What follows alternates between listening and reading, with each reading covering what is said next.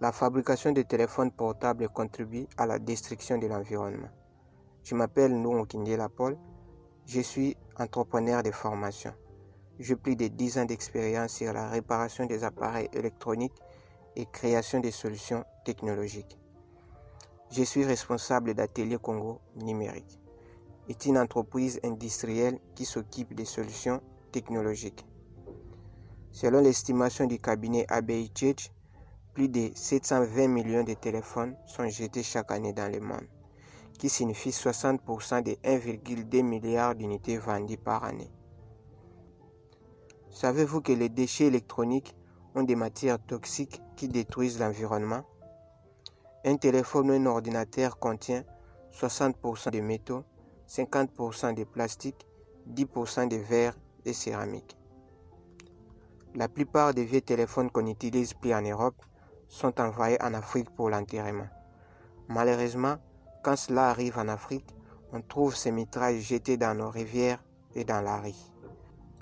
Parfois, ces déchets sont souvent ramenés dans nos quartiers par nos enfants ou des réparateurs informels qui, à leur tour, peuvent les brûler ou les abandonner dans la nature. Malgré tous ces problèmes qu'on vient d'évoquer, il est impossible pour nous de se débarrasser de ces appareils modernes. Mais on peut réduire ces impacts principaux si on allonge la durée de vie de ces appareils. Comme solution, nous mettons en place une entreprise technologique et industrielle basée sur la réparation des ordinateurs et matériels de communication, la collecte des déchets électroniques, le reconditionnement et le recyclage des vieux téléphones. Pour le processus, on commence par collecter les vieux téléphones, on les teste, on change les pièces foutues, on efface les données, on contrôle le fonctionnement et on les remet sur le marché. Après le test, si on remarque qu'un appareil est foutu complètement, on récupère les pièces pour le remettre dans d'autres appareils. En parlant du marché, la ville de Kinshasa a plus de 15 millions d'habitants, d'où chaque ménage a au moins 3 téléphones. Nos clients cibles sont les entreprises, les étudiants et les particuliers. Pour les atteindre, nous allons communiquer dans des réseaux sociaux et mener des actions sur le terrain. Nos concurrents sont les réparateurs locaux. Ils sont précisément dans des quartiers à Victoire et au Beautour.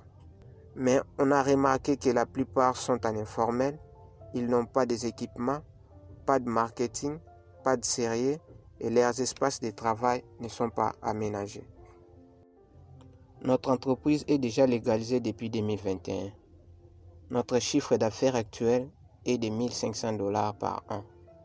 Le coût global de ces projets est de 417 900 $.